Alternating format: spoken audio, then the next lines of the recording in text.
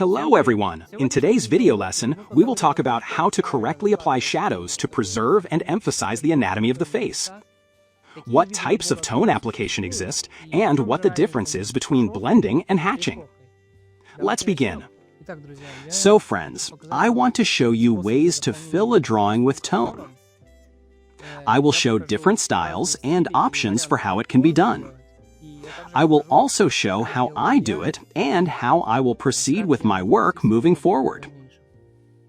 The first option, let's mark it here as option number 1. Option number 1 is regular hatching. You draw a line like this.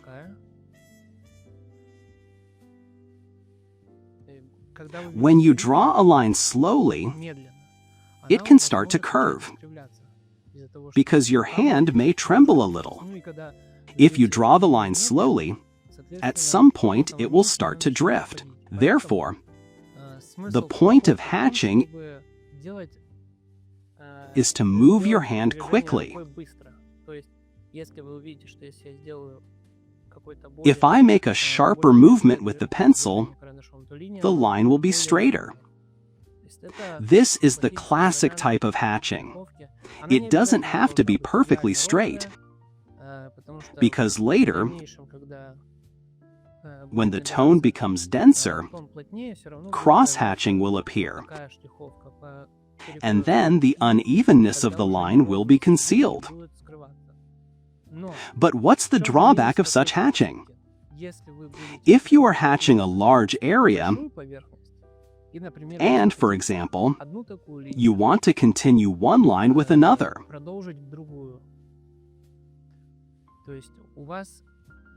Say you pressed hard here, and there is a light line, and you want to continue it, then right here, if you do it quickly and keep adding, you will get a black spot. And when there are many such spots, it looks unattractive and messy.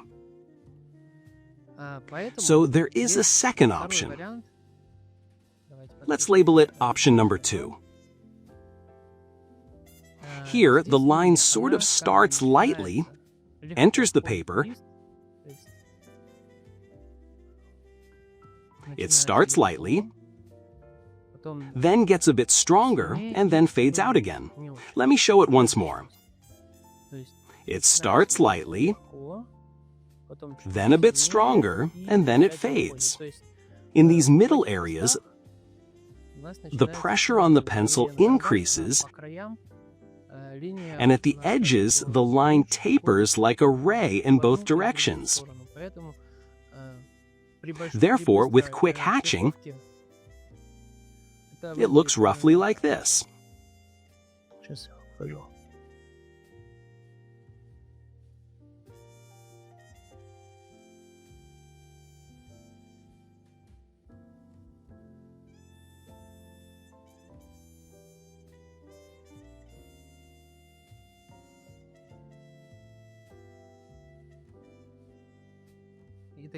This way you can continue these lines into one another,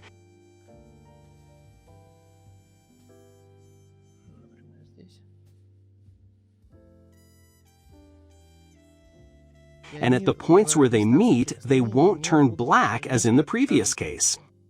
There won't be a harsh edge, the transition will be smooth, and this way you can shade a large area.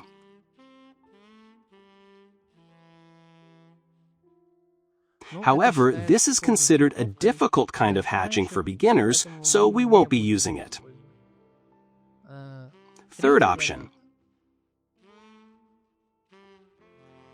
The third option is radial hatching. It starts with pressure and gradually decreases toward the end. Something like this. In the fast version, it looks approximately like this.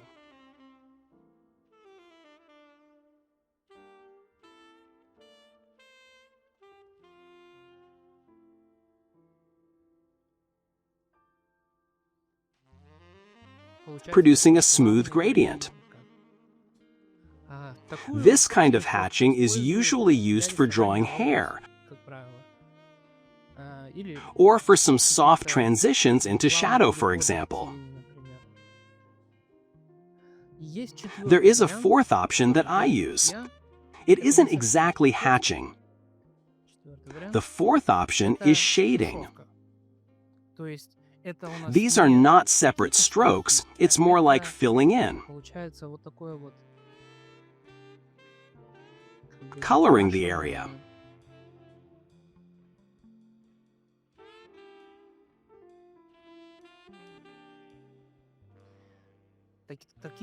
With this method, it is easy to achieve photorealism.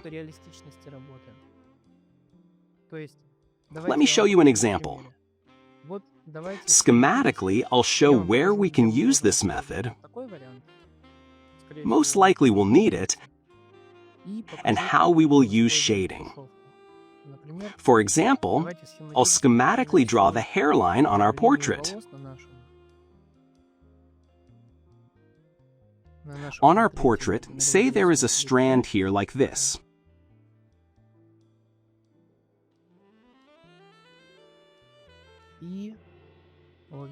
And here is the hairline. I won't draw it precisely, just to show you how it might look. Let's say the hair goes under this strand, but we need to make sure it doesn't grow into the forehead in a clumsy, abrupt way. We need a soft transition. So we will hatch it approximately like this.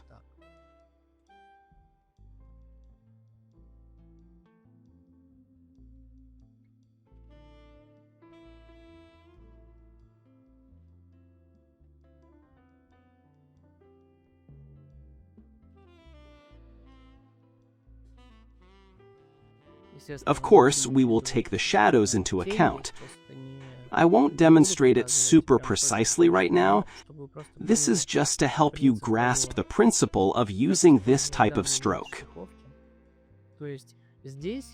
Here we have a hard edge of transition, there's no softness. And here we have shadow. So this part will be in shadow, this one. And here it goes into the light, so we need to make a smooth transition here. Therefore, we will darken this part by layering.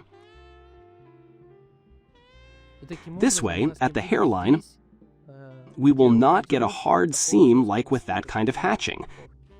It will look very smooth. Of course, all this will follow the shape of the object. As I said in the previous video, hatching or shading must follow the form to show volume. Let me show you this approach in another area. In the photo, this will most likely be the area under the chin. I'll sketch it schematically now, like this. The chin will go roughly here. This is a schematic drawing, not exact. It's just to show you how it will look. Imagine this is the chin. And here is the line of the neck. The chin goes back there.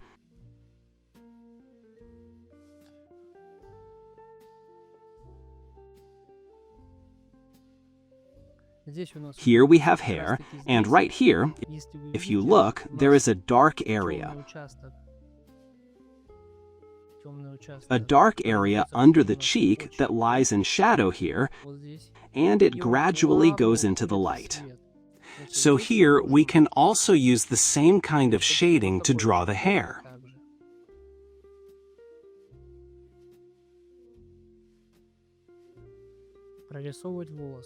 Of course, all of this is done more neatly.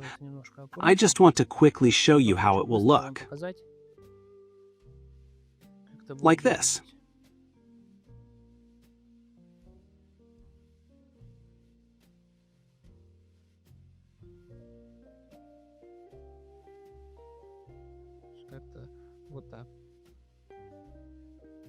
Of course, we will use pencils of different hardness. This is a soft 2B pencil. So in some lighter areas, we will have to switch to, let's say, HB. And as we continue into the hair, so as not to make it overly dark and dirty, we can continue with an HB pencil. Then the pressure will be lighter. And accordingly, the tone lighter, you see?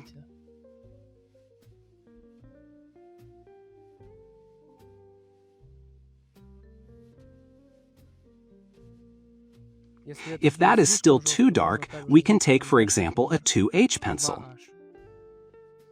It will build tone even more gently. In the lightest areas, we will use 2H. This way, you get a smooth transition.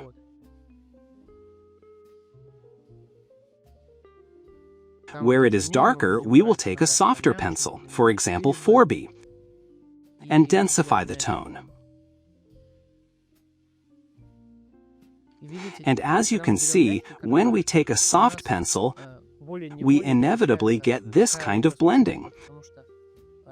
Because the pencil wears down, becomes less sharp, and when we draw at an angle like this,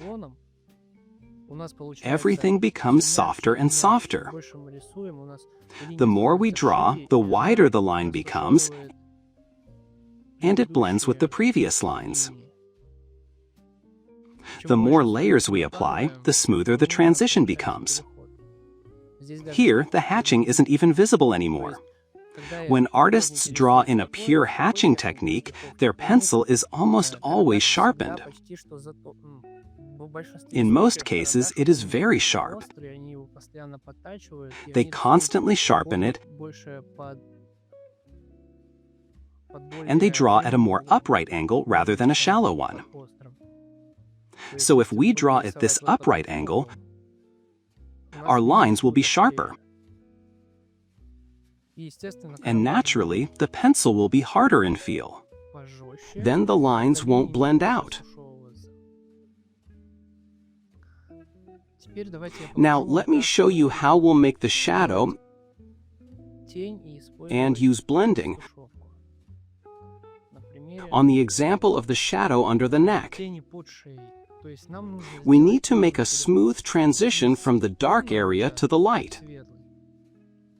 To begin, we'll take a hard 2H pencil and, with small light shading, build up the tone.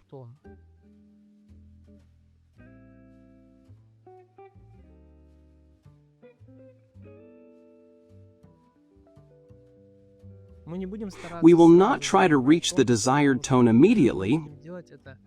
We'll do it in layers. And we will try to follow the form, as I said. The neck has roughly this form. Schematically, of course, there are bends and breaks, but figuratively speaking, it's semicircular. Therefore, our shading will also be semicircular. We build the second layer, it becomes darker, and it fades into the light.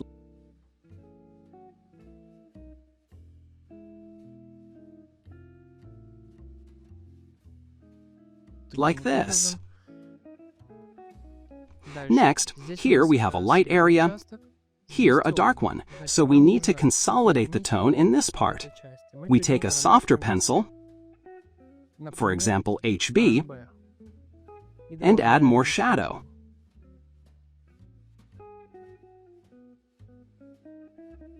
The form is not only like this, it also goes in another plane like that. So we can use shading in this direction too.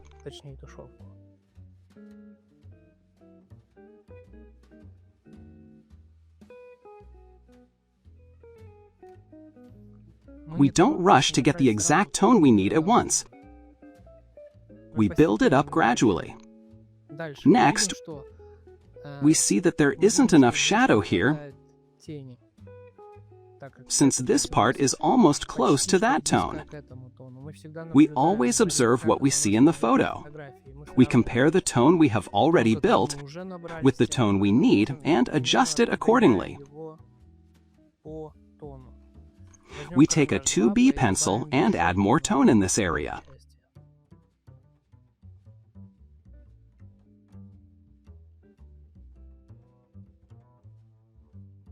And as we diminish, we reduce the pressure on the pencil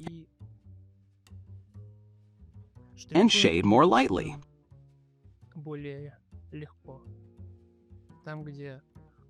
Where it's darker, we increase the pressure. Thus, we get a smooth transition, a gradient. If that's still not enough, we can take a 4B pencil and add even more tone.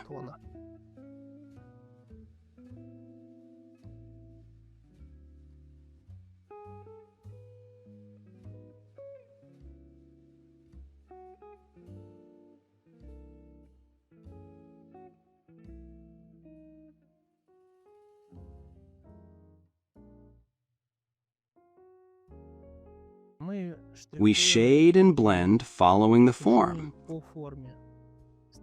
We try to shade along the form of the face to show volume. It may not be very clear from this example because I'm not going too deep into detail, but overall, we should aim for our shading to follow the form of the face.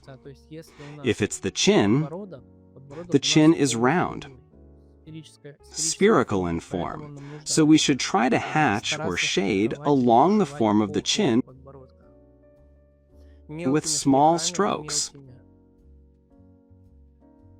so that we can always change the angle of the pencil and follow the form, as if constructing our drawing.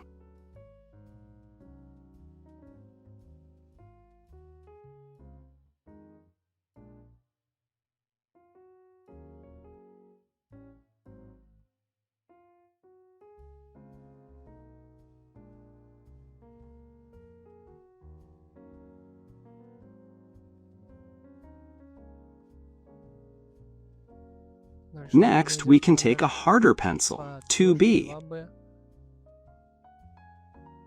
and continue building the tone, making it smoother.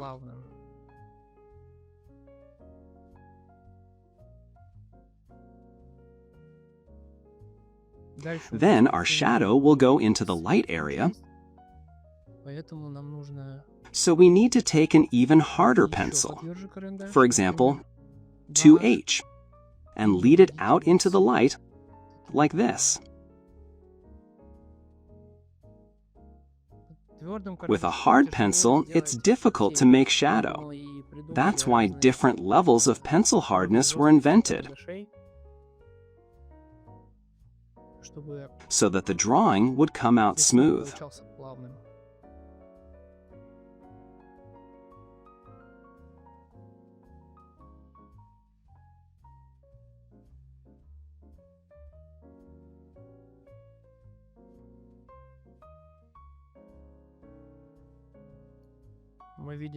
We see again that we lack shadow in this part, so we can add even more tone.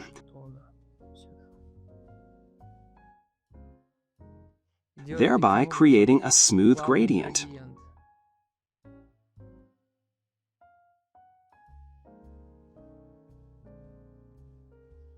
You see what a smooth transition we get? Since we combine different pencils and move from soft to harder. This way we get a gradation of tone. Sometimes you can also blend with blending stumps, which I showed you. But here it's very important to be very careful, because you can overdo it and dirty the drawing. So we blend with a motion like this, lightly, without pressing hard, as if ironing it. And we smooth our transition. Тобто,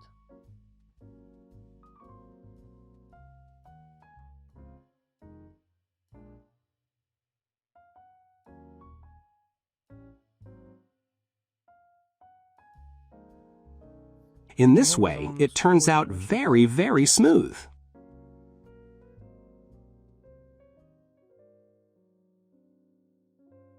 Like so.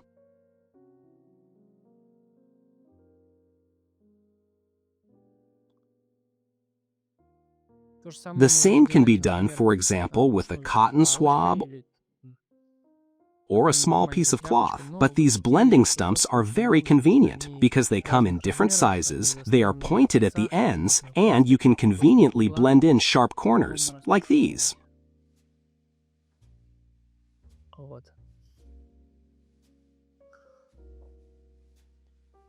And of course, there is a second shadow here as well. I didn't draw it. I only wanted to show you the transition from dark to light for clarity. If, for example, we need to make the transition even darker, we can take a 6B pencil or even an 8B. I'll show you now. Add even more tone, even darker,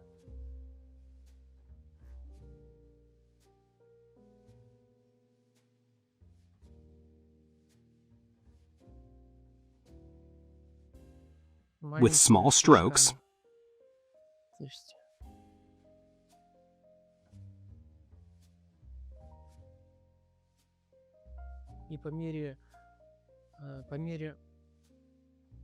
and as we move toward the light part, we ease the pressure on the pencil. As with that type of hatching, we start with strong pressure and go toward light pressure. That is, we begin with strong pressure and at the end we reduce the pressure. This way we get a gradual transition from dark to light. The same technique here. In the dark areas, we press more.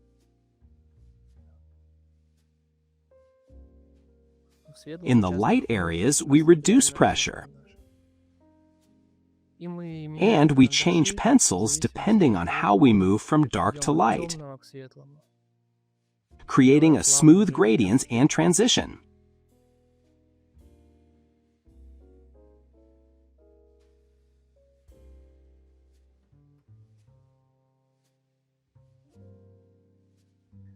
That's the simple way we will carry out our drawing. In the next lesson, we will start drawing our portrait, step by step, trying to achieve photographic similarity to the original. But before we begin, I suggest you practice shading or hatching as you saw in today's lesson. Try shading some simple geometric shape. Try to create a soft gradient from dark to light. I'm sure you'll do great. Good luck!